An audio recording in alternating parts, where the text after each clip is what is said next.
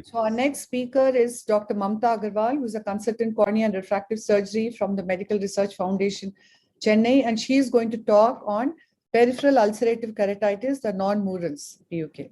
On to you. Can I share my screen? Yeah. Yes.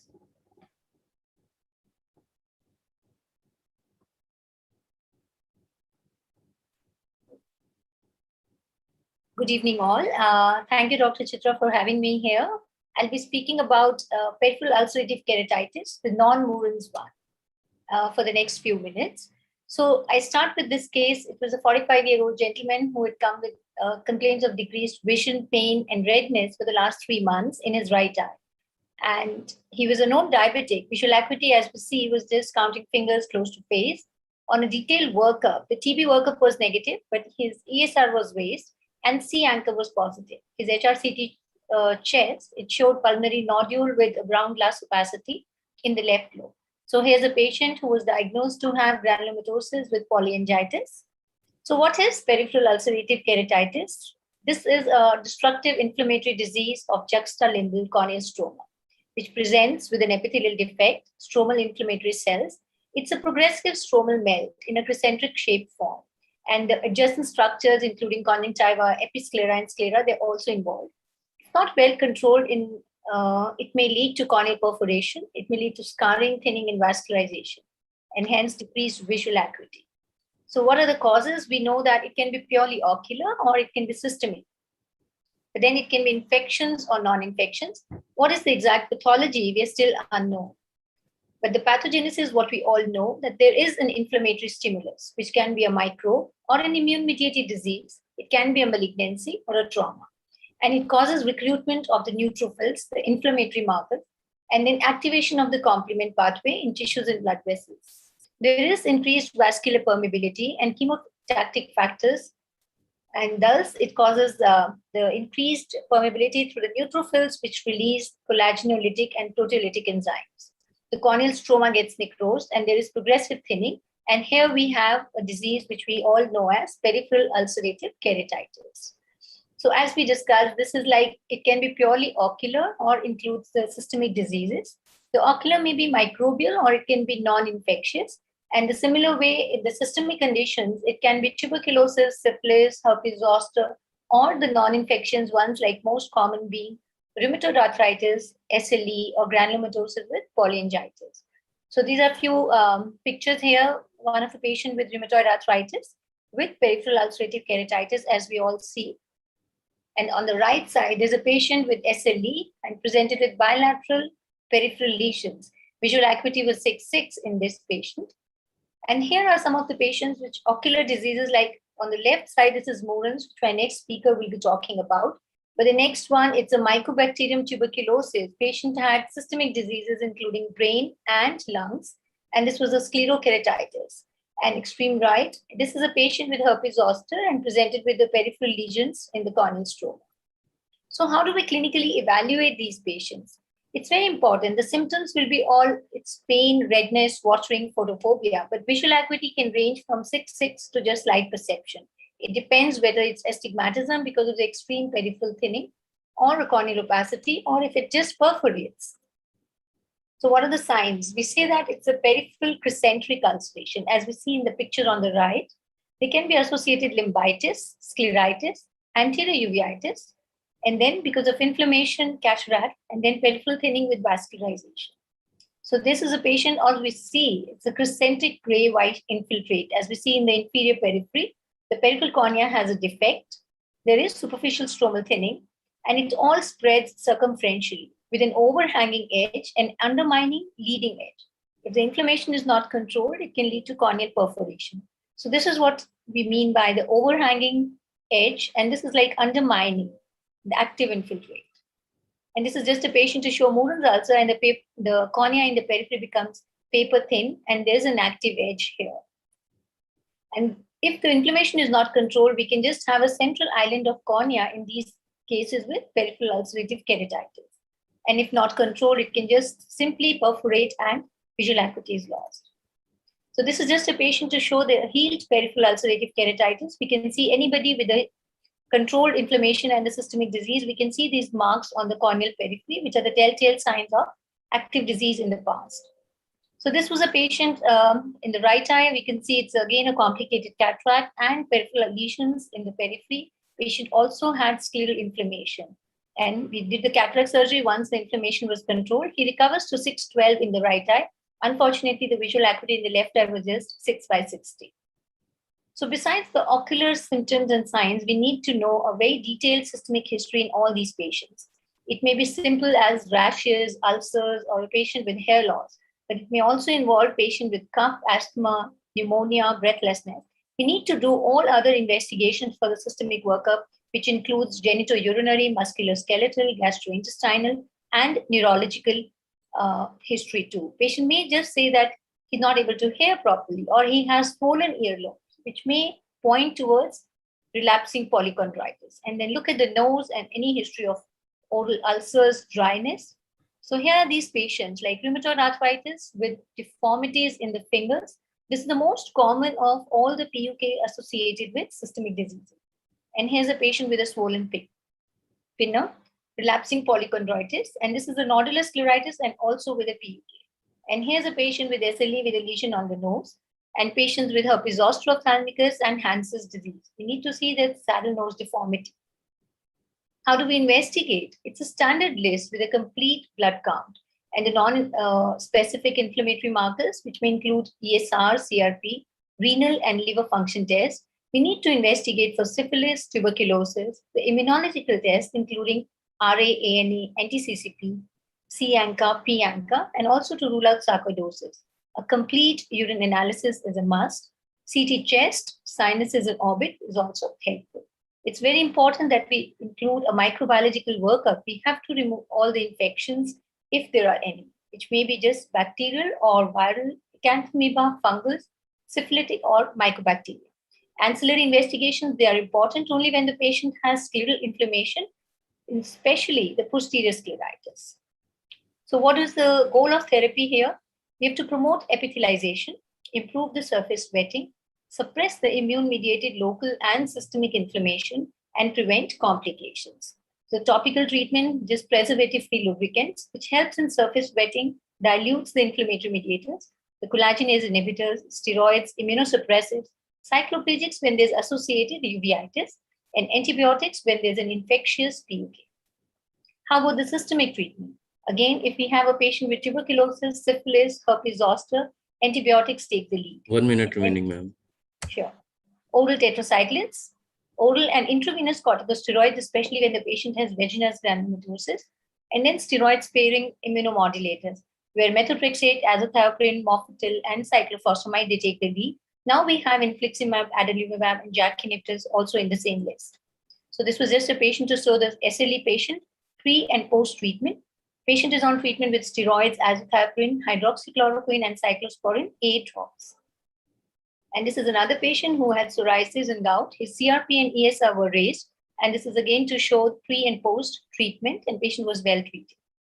So the surgical management, if there's an impending perforation, we need cyanoacrylate glue and bandage contact lens, Tennant's patch graft, amniotic membrane transplant, and corneal patch graft. Conjunctival recession in Murren's ulcer is sometimes helpful, but ultimately if the cornea perforates, then we have penetrating keratoplasty or a lamellar keratoplasty. This was just a patient to show the same who was diagnosed to have vaginals, and he had peripheral corneal thinning. And then after a microbiological workup, patient was started on topical and systemic anti-inflammatory treatment. And this was just a patient was referred to us post-conjunctival recession, but because of the active inflammation, he was again put on immunosuppressive therapy. And this is a patient with rheumatoid arthritis, a steroid melt, and patient underwent patch graft. So in conclusion, I would say this is an inflammatory disease, maybe purely ocular or systemic, infectious or non-infectious. What we need to know is identify the causative factor, suppress the inflammation, and prevent the complications. Thank you so much for your patience here. That was a lovely talk, Dr. Mamta, and at such a short notice. Truly thankful to you. Dr. Praveen, would you like to take a question? Yeah, I know, but Mamta, like very well summarized. It's a difficult topic to sort of cover in 8 minutes, but I think the gist of the presentation was the fact that you can have many variations. But I have one question for you and one for the panelists. I mean, when you see a patient who has PUK, how do you typically differentiate that from an infectious cause in the cornea? What would be your top three pointers to say that, hey, this is not an infection, this is something else, other than the fact that it is peripheral? So if I see that if it's purely ocular infection, then the systemic history workup will be all negative. Patient will not have any rheumatoid, which is very common, or vaginal. So a systemic workup, as I said, is always negative. It's a purely ocular thing. But if it's a systemic disease, like when we say a tuberculosis or a syphilis, which is quite often seen if you have, then that workup is always a mandate in our standard test. So that also helps us to differentiate whether it's infection and non-infection. And usually I would say if it's an infection, associated scleritis, scleral inflammation would not be that common. Whereas if it is a collagen disease, we see more of involvement with scleral inflammation. Great, great. And one question for the panel, if that's okay.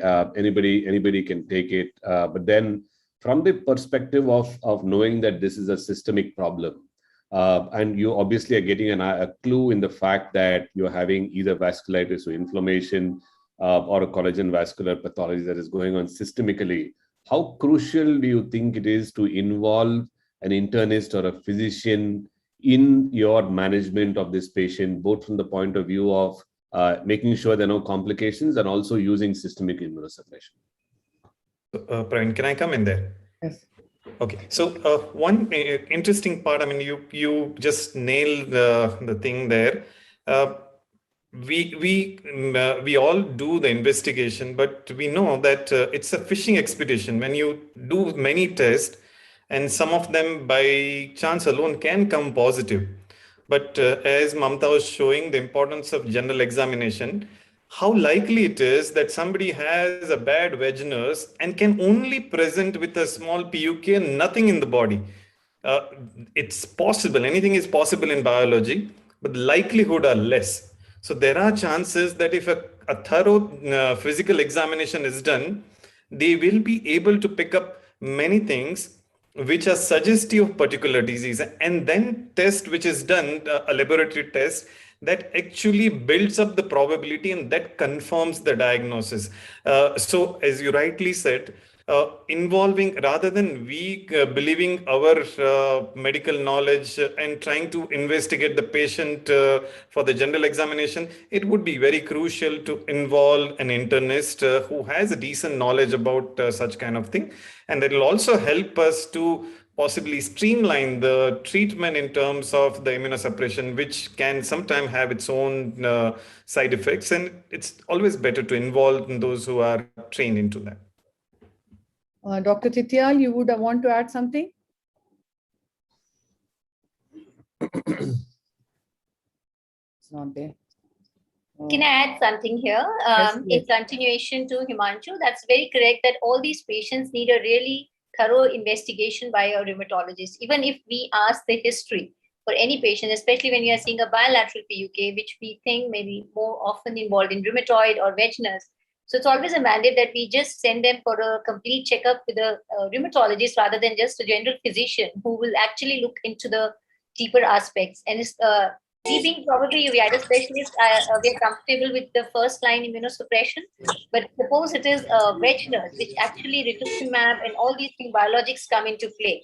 So then it's always better that a rheumatologist is in the loop and taking care of all the immunosuppression. That really helps. Also, Can I Mamta, add? all these are multi-system disorders. So certainly the immunologists have to be there, because the holistic idea about the entire disease, we may not have. I mean, some of you are actually trained, some of you can do it, but Exactly. most of us may not be able to do the justice. Very true, very true. And they just simply said sometimes that it is only ocular vaginous. Like sometimes the patients with scleritis, necrotizing scleritis, when we send them for a workup, they always say that there's no systemic disease at this point, and they just label it as ocular vaginous. So I'm sure we also have something like ocular PUK, what we can involving only the eyes, but it's always a thing that we have to involve an internist in these patients because these are life-threatening diseases. So a prior diagnosis, like I can just be a window to a systemic disease, what we all know. So it's always better. Any So other there are questions? a couple of instances. Yes, Dr. Revati? No, also for the medico-legal purpose also, it's better because immunosuppressive therapy is really like, it has a format and it has to be done in a very methodical way, and very close monitoring for the complications also should be there. So it's better to be rope in a specialist in that, and along with them to continue the treatment, even though we know that it is only Moorens. If it is a malignant Mooren, then we used to ask for their help and manage. And not only in the secondary elements, PUK, even though if we know Moorens alone, then also we used to rope in them and try to manage in that way. Can I quickly add something to Dr. Chitra? Yes, yes. So I think the corollary is also true that, like Mamta touched upon, that many times it could be just Moorens without any systemic involvement, or it could be a PUK with systemic involvement, but only the eye is showing it out. In these circumstances, we definitely involve the internists for the reasons which the panelists have said, but it becomes also challenging to convince them to start strong immunosuppressive therapy when body is not having a problem. So it is like somebody telling us to start eye drops and there is no problem in the eye. We wouldn't do that, could be. So for that reason, it is very important to have a particular format like Dr. Revati said, and to have a good liaison and to keep communicating with the same person. We tell them our findings, they tell us their findings, and then, formulate a route map so that each understands the other's requirement. Otherwise, random rheumatologist, if we send the patient comes back with, some kind of supportive therapy with folic acid and so forth. So I think we shall go on to our next speaker and take it forward from there. Thanks a lot for your input.